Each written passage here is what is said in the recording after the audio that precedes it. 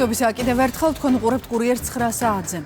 სტიქიის ზონაში ამ დრომდე რჩებიან გეოლოგები. პირველად დასკვნა რა ვითარებაა სოფელ კურსებში და მოსალოდნელია თუ არა მიწის განმეორებითი ჩამოსვლა უახლოეს დღეებში მზად უნდა იყოს.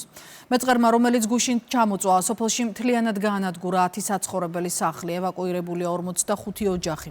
საერთო ჯამში სტიქიამ 58 ჰექტარი ფართობი მოიცვა. დანგრეული სახლების გარდა ეზოებში დიდი ნაპრალებია, წაქცეულია ხეები, დაზიანებული ავტომობილები და გზები. დაშავებული არავინაა. გეოლოგებთან ერთად სოფელ კურსებში რჩებიან შინაგან საქმეთა სამინისტროს სხვადასხვა დანაყოფის წარმომადგენლები და შესაბამისი ტექნიკა. მოქმედებს საგანგებო შტაბი.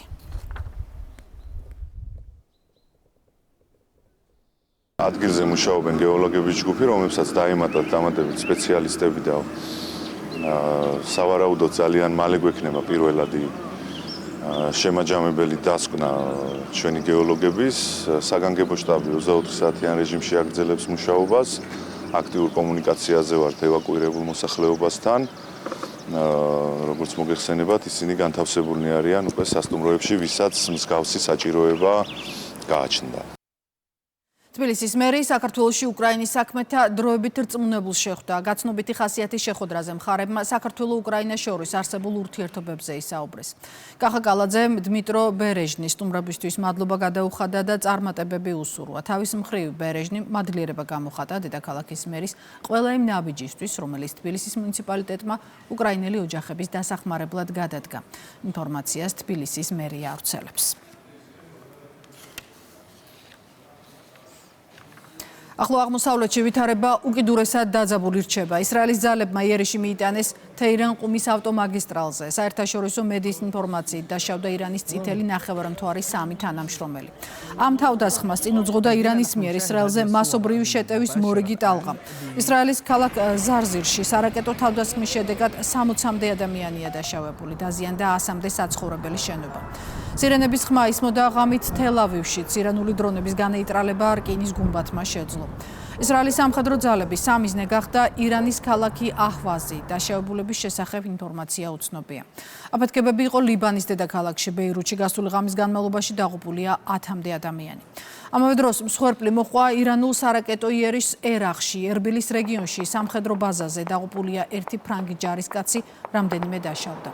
დასავლეთ ერახში ამერიკული საწვავის შემავსებელი სამხედრო თვითმფრინავი ჩამოვარდა. შეერთებული შტატების ცენტრალური სარგლობის ცნობით ინციდენტში 2 თვითმფრინავი მონაწილეობდა და მეორე უსაფრთხოდ დაეშვა. მათივე თქმით, შემთხვევა ეგრეთ წოდებულ მეგობრულ საჰაერო სივრცეში მოხდა და მას რეგიონში მდინარე კონფლიქტთან კავშირი არ აქვს. რამ გამოიწვია თვითმფრინავის ჩამოვარდნა, რამდენი ადამიანი იმყოფებოდა ბორტზე და დაიღუპა თუ არა, ვინმე უცნობია. ერაყის ტერიტორიაზე ირანული გემების თავდასხმის შედეგად აფეთქდა 2 ნავთობ ტანკერი, დაღუპულია 1 ადამიანი. მომხდარის გამო შეჩერებულია ქვეყნის ნავთობ ტერმინალების მუშაობა. რეგიონში განვითარებული მოვლენების გამო შეერთებულმა შტატებმა ქვეყნებს 11 აპრილამდე უფლება მისცა შეიძინონ სანქცირებული რუსული ნავთობი და ნავთობპროდუქტები, რომლებიც ამჟამად ზღვაში გემებზეა დატვირთული. აღნიშნულ გადაწყვეტილებას გამოეხმაურა პუტინის სპეციალური წარმომადგენელი. კირილ დმიტრევი ამბობს, რომ ამ ნაბიჯით ვაშინგტონმა აღიარა, რომ რუსული ნავთობის გარეშე გლობალური ენერგეტიკული ბაზარი სტაბილური ვერ დარჩება.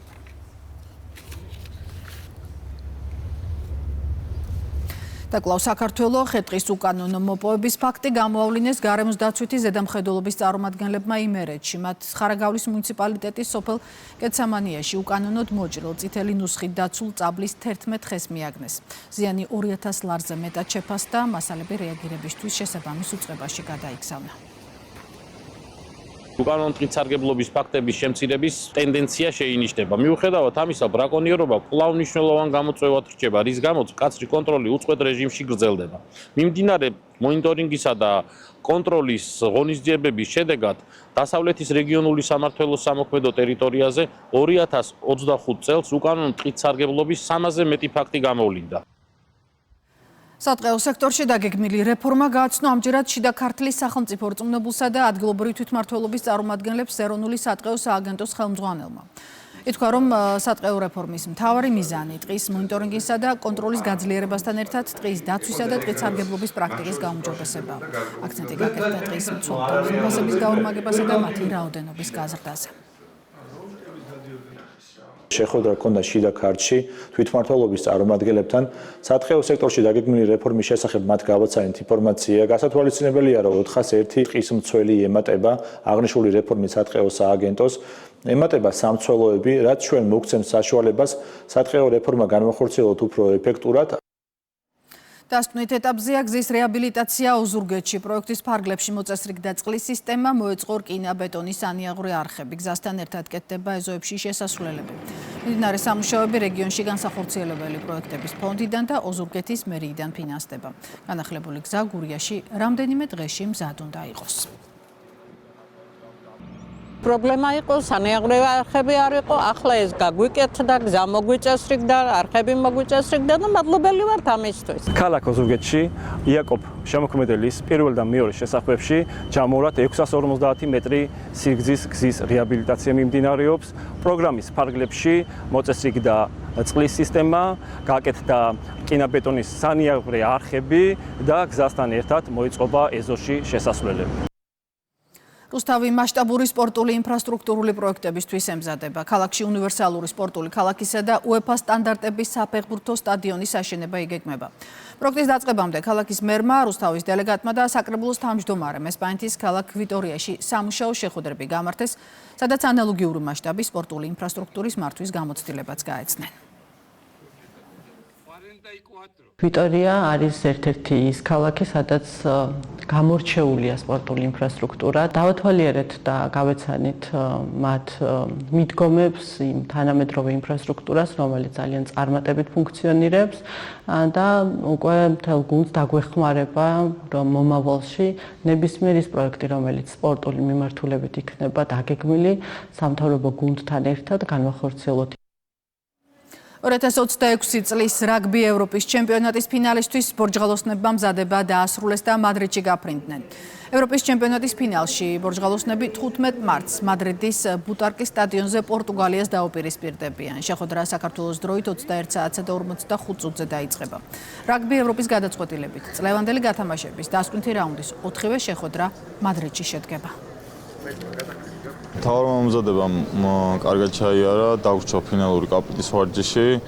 მზად ვართ, ვიცით რა უნდა გავაკეთოთ, მენტალურად და ფიზიკურად ყველაფერი რიგზი არის და ვეცდებით ჩვენი მაქსიმუმი დავდოთ მოედანზე და დამაჯერებლად მოვიგოთ ფინალური შეხვედრა. პორტუგალია საკმაოდ ძლიერი გუნდია, ყველაზე ძლიერი გუნდი არის. მე ვიტყოდი ჩვენს შემდეგ ასე ვთქვათ ამ ჩემპიონატში, რაგბი ევროპაზე. და აქვთ თავიანთი ძლიერი მხარეები, რასაც შეეცდებიან და დაგვიპირისპირონ ჩვენ ფინალზე.